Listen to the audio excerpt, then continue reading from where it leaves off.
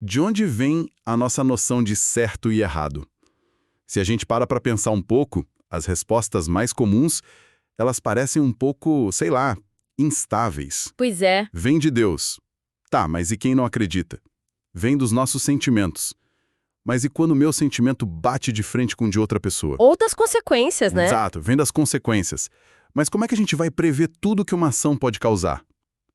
É no meio dessa incerteza toda que o filósofo Immanuel Kant lançou um desafio. Um desafio e tanto. Ele propôs encontrar uma moral que não dependesse de mais nada. Uma moral que, assim, se sustentasse sozinha, baseada na única coisa que todos nós supostamente compartilhamos: a razão. E essa é a nossa análise de hoje.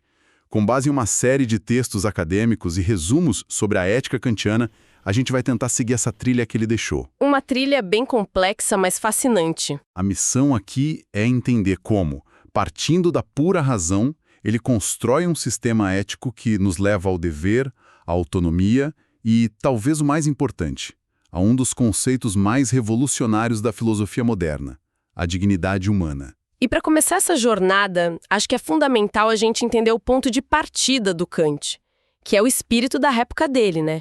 O iluminismo lá no século XVIII. Certo, o século da razão. Exato. A grande bandeira do iluminismo era essa confiança na razão humana. O lema que o próprio Kant popularizou era o sapere aude. Que significa ouse saber. Isso. A ideia era que a humanidade precisava sair de uma espécie de menoridade que ela mesma se impôs, sabe?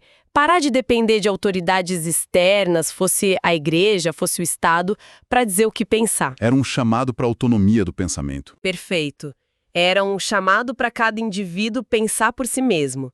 E é essa confiança radical na razão individual que serve de alicerce para tudo que a gente vai discutir aqui. Ok, vamos desempacotar isso então. Se a moralidade vem da razão, por onde a gente começa a construir? Kant diz que o ponto de partida, a única coisa no universo que pode ser considerada boa sem nenhuma restrição, é a boa vontade. Isso. Mas, sinceramente, isso me soa um pouco vago. Boa vontade me parece algo como, ter boas intenções. É uma reação super comum e é exatamente aí que Kant nos surpreende. Para ele, a boa vontade não tem nada a ver com ser uma pessoa de bom coração ou ter sentimentos bons, assim. Não? Não. É algo muito mais rigoroso, mais preciso. A boa vontade é a vontade de agir por dever. E essa é a distinção crucial. Agir por dever. A moralidade de uma ação para o Kant não está no resultado que ela produz, mas na intenção, ou como ele chama, na máxima por trás dela. Uma ação só tem valor moral de verdade se for feita pelo puro respeito à lei moral que a nossa razão nos apresenta. Espera um pouco. Então Kant está dizendo que a minha avó, que passou a vida ajudando os outros por pura compaixão e um amor genuíno, ela não estaria agindo moralmente? Porque a motivação dela é um sentimento, a compaixão, e não um dever racional e frio. Isso me parece uma falha gigantesca no sistema dele. Essa é talvez a crítica mais famosa e mais intuitiva que fazem a Kant. E ele tem uma resposta para isso. E qual seria? Ele não diria que a sua avó agiu de forma imoral. De jeito nenhum. Ele faria uma distinção.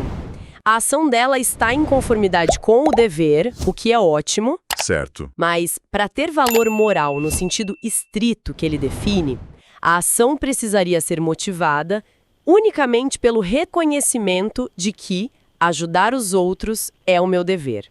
Pensa assim, se a compaixão desaparecesse um dia, a pessoa que age por dever continuaria ajudando? Enquanto a que age por compaixão talvez parasse. Exato. A moralidade para Kant precisa ser estável, e sentimentos são instáveis por natureza. O dever, que vem da razão, é constante. Entendi a distinção, embora ainda me pareça um pouco contraintuitiva. As fontes trazem aquele exemplo clássico do comerciante honesto, né? Exato. O comerciante que não engana uma criança inexperiente no truco. Se ele faz isso porque tem medo de que sua má fama se espalhe e ele perca clientes... A ação é correta. É correta, está conforme o dever, mas não tem valor moral. É uma ação de prudência, motivada pelo interesse próprio. Certo. Agora, se ele é honesto simplesmente porque a razão dele diz que a honestidade é um dever incondicional, independentemente de ganhar ou perder clientes com isso, aí sim. Aí a ação tem valor moral, porque ele agiu pelo dever. Exatamente. Mas na prática, como é que a gente pode saber a verdadeira intenção de alguém? Ou até mesmo a nossa? A psicologia moderna diria que nossas motivações são um emaranhado de coisas, muitas vezes inconscientes. Uhum. Eu posso acreditar que estou agindo por puro dever, mas no fundo pode haver um desejo de ser visto como uma boa pessoa. É possível ter essa pureza de intenção que o Kant exige? Você tocou no ponto nevrálgico da questão. Kant admite que é quase impossível ter certeza absoluta da pureza da nossa motivação. Ele era um grande observador da natureza humana. Ah, bom. Só que o objetivo dele não é criar um sistema para a gente sair julgando os outros, mas sim um guia para nossa própria conduta. A boa vontade funciona como um ideal, sabe? Um norte. Uma meta a ser alcançada. Isso. A pergunta que a gente deve se fazer não é: tenho certeza de que minha intenção é pura, mas sim, estou me esforçando para agir com base no meu dever e não nas minhas inclinações ou nos meus interesses. É um exercício constante da razão. Certo, então o fundamento é agir por dever. Mas a próxima pergunta óbvia é: como a gente sabe qual é o nosso dever? Como a razão nos dá esses comandos? É aí que ele introduz a ideia de imperativos, que são essencialmente os comandos da razão. Eles os dividem em dois tipos. O primeiro, e mais comum no nosso dia a dia, é o imperativo hipotético. Imperativo hipotético. Isso. Ele sempre funciona numa estrutura condicional. Se você quer X, então deve fazer Y. A ação, o Y, é um meio para atingir um fim desejado, o X. Como? Se você quer passar na prova, então deve estudar. Ou, pegando um exemplo das fontes, se você quer impressionar aquela pessoa, então deve fazer caridade. Perfeito. A ação em si, estudar, fazer caridade, pode ser boa, mas a sua obrigatoriedade está condicionada a um desejo particular. Se eu não me importo em passar na prova, o comando estude perde totalmente a força. Precisamente. A grande maioria das nossas ações é guiada por imperativos hipotéticos. Eles são sobre prudência, não sobre moralidade. Certo. A moralidade, para Kant, precisa ser universal e incondicional. E é por isso que ele apresenta o pilar de toda a sua ética, o imperativo categórico. O famoso imperativo categórico. Esse é um comando absoluto. Ele não diz faça Y se você quer X. Ele diz simplesmente faça Y. Ponto. A ação é um dever em si mesma, não um meio para outra coisa. É o famoso faça o certo pelo certo. E como é esse comando? Qual é a fórmula que a razão nos dá para a gente descobrir o que é o certo pelo certo em qualquer situação? Kant nos oferece algumas formulações, que são como lentes diferentes para a gente enxergar o mesmo princípio. A primeira e mais famosa é o teste da universalização. O teste da universalização? Isso. Age apenas segundo uma máxima tal que possas ao mesmo tempo querer que ela se torne lei universal. Ok, isso parece um trava-línguas filosófico. O que isso quer dizer na prática? Na prática, é um teste mental surpreendentemente simples e poderoso. Antes de fazer algo, você deve se perguntar: a regra que eu estou prestes a seguir, a minha máxima, poderia se tornar uma lei que todos devem seguir o tempo todo sem exceção? Se a resposta for não, a ação é imoral. Entendi. As fontes usam o exemplo da mentira. Digamos que eu precise de dinheiro e decida fazer uma promessa falsa de que vou pagar um empréstimo, sabendo que não vou. Minha máxima é permitido mentir para conseguir o que se quer. Certo. Agora, a pergunta é: eu posso querer que essa máxima se torne uma lei universal da natureza? Não, claro que não, porque se todo mundo mentisse sempre que fosse conveniente, a própria ideia de promessa deixaria de existir. Ninguém mais acreditaria na palavra de ninguém. Exato. A confiança, que é a base da comunicação, seria destruída. A minha própria mentira não funcionaria nesse mundo. Exato. A máxima se autodestrói quando universalizada. Ela é, assim, logicamente inconsistente. O mesmo vale para o roubo. Se o roubo fosse universal, o conceito de propriedade privada desapareceria e o próprio roubo se tornaria impossível. Então, mentir e roubar são atos imorais porque não podem ser transformadas em princípios universais. Pela lógica do Kant, sim. Entendi o teste. Mas isso não parece incrivelmente rígido? Vamos para aquele exemplo clássico que sempre usam contra Kant. Um amigo seu está se escondendo na sua casa de um assassino. Ah, o dilema do assassino. Isso.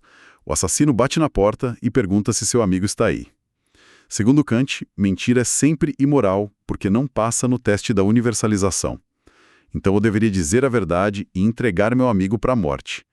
Isso parece moralmente monstruoso? Essa é a bala de prata contra o sistema kantiano, o dilema do assassino inquiridor. E é uma crítica fortíssima.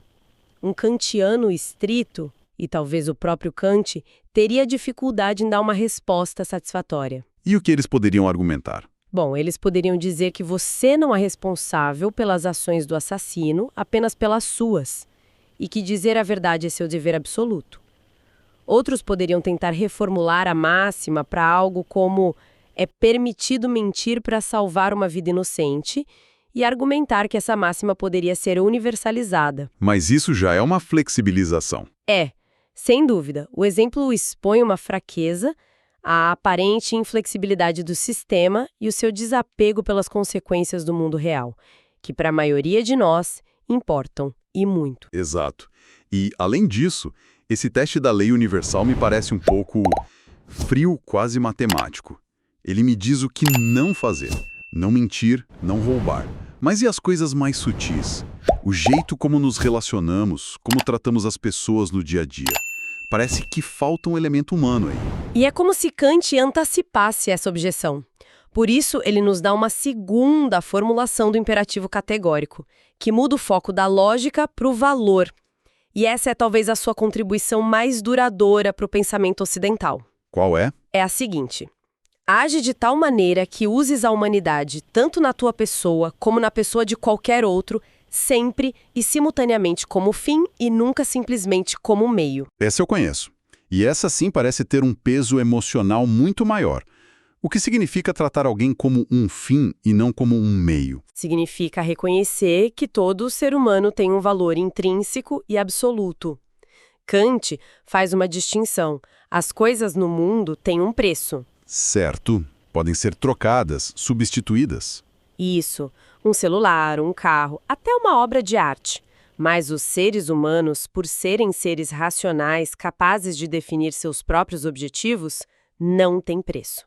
Eles têm dignidade. Dignidade. Usar uma pessoa simplesmente como um meio é tratá-la como um objeto, uma ferramenta para atingir os seus objetivos, ignorando os objetivos e a autonomia dela. É uma ideia que para a gente para pensar. Quantas vezes por dia a gente, sem querer, trata alguém como um meio? O atendente do café, que é só um meio para eu conseguir minha cafeína. O motorista do aplicativo, que é um meio para me levar do ponto A ao B. A gente os vê como uma função, não como uma pessoa com a mesma dignidade que a nossa, com sua própria vida, seus próprios fins. Exatamente. Obviamente, em toda a sociedade, nós dependemos uns dos outros e servimos como meios uns para os outros em certo grau. O problema para Kant é quando usamos alguém simplesmente como meio. Certo. A diferença está no simplesmente. Isso. Quando o atendente lhe entrega o café, há um consentimento mútuo. Mas quando você mente para alguém para conseguir um empréstimo, você está burlando o consentimento racional dessa pessoa.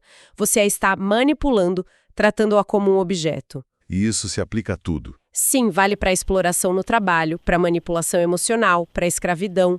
Qualquer ato que instrumentalize um ser humano é uma violação fundamental da lei moral. E é fascinante pensar que, para Kant, essa dignidade não é algo que um governo concede ou que Deus nos dá. De onde ela vem, então? O fascinante aqui é que, para Kant, os direitos humanos e a dignidade não são dados por nenhuma autoridade externa.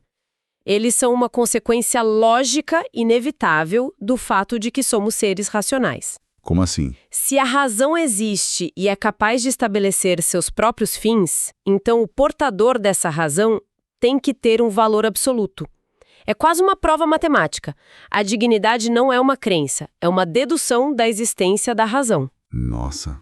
E isso fundamenta inúmeras práticas modernas, desde a ética médica, com a exigência do consentimento informado, até o direito internacional que proíbe a tortura. Ok, então temos duas formulações: a lei universal e a humanidade como fim.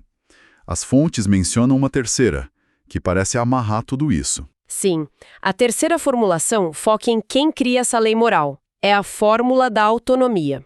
Que diz o quê? Ela diz: age de tal maneira que a vontade pela sua máxima se possa considerar a si mesma ao mesmo tempo como legisladora universal. Legisladora universal? Isso nos leva ao conceito central de autonomia. Kant está dizendo que não estamos apenas seguindo uma lei moral que veio de fora. A nossa própria razão é a autora, a legisladora dessa lei. Esperei. Liberdade de obedecer a uma lei. Isso soa com o exato oposto de liberdade, para a maioria das pessoas. É quase como dizer que a única forma de ser livre na estrada é seguir o GPS à risca. É uma boa analogia. A liberdade não é justamente poder fazer o que eu quero? Esse é o paradoxo genial de Kant. Para ele, fazer o que você quer, seguir seus desejos, impulsos, inclinações, isso não é liberdade, é ser escravo. Escravo. Sim. Você está sendo governado por forças que não escolheu racionalmente. Sua fome, seu medo, sua raiva, a pressão social. A verdadeira liberdade, a autonomia de auto próprio, e nomos, lei, é a capacidade da sua razão de dar a si mesma a lei moral e de escolher segui-la. É o autogoverno. Exatamente. Ser livre não é não ter regras. É ser o autor das regras que você segue. Então, ser livre é se comprometer com um princípio racional que vale para todos. É uma liberdade muito mais exigente do que a ideia de tudo é permitido. Muito mais. E essa ideia de todos nós como legisladores da lei moral leva Kant a imaginar o seu ideal ético e político, o reino dos fins. O que seria isso? Ele nos pede para imaginar uma comunidade ideal de todos os seres racionais, onde cada um é ao mesmo tempo um legislador, ou seja, autor da lei, e um súdito, sujeito à mesma lei. E nesse reino? Nesse reino, todos tratam uns aos outros como fins em si mesmos, com dignidade. Não é um paraíso que existe em algum lugar, mas é o ideal, o norte que deve guiar nossas ações e a construção das nossas sociedades. Resumindo tudo então, Kant nos oferece uma base para a moralidade que é incrivelmente ambiciosa. Ele a desvincula da religião, da cultura, até das consequências, para ancorá-la unicamente na estrutura da razão humana. Através do imperativo categórico, ele nos dá um método para agir por dever e estabelece a dignidade de cada pessoa como um valor absoluto e inegociável. E é crucial reforçar que, embora pareçam conceitos abstratos, eles têm implicações muito concretas. Como as fontes apontam, as ideias de autonomia, dignidade e universalidade são os pilares que sustentam nossas concepções mais importantes de direitos humanos. De Estado democrático de direito. Sim, e até a busca por uma paz perpétua entre as nações, que era um projeto do próprio Kant, a ideia de que uma lei só é justa se todos os cidadãos, como seres livres e racionais, pudessem consentir com ela. Isso é profundamente kantiano. Ele nos deu a linguagem para defender por que cada ser humano importa. As fontes indicam que para Kant a verdadeira liberdade é essa capacidade de obedecer à lei moral que a própria razão cria. Agir contra essa lei não é visto como uma escolha livre, mas quase como uma falha ou uma incapacidade do ser racional de governar a si mesmo. Interessante. E isso nos deixa com uma pergunta para reflexão. Se uma pessoa age consistentemente de forma imoral, explorando os outros, mentindo, essa pessoa está exercendo sua liberdade de escolha ou está, na verdade, demonstrando uma falha em sua capacidade de ser verdadeiramente livre, segundo a perspectiva de Kant? O que significa ser livre se a liberdade máxima é definida como a adesão a um dever universal da razão?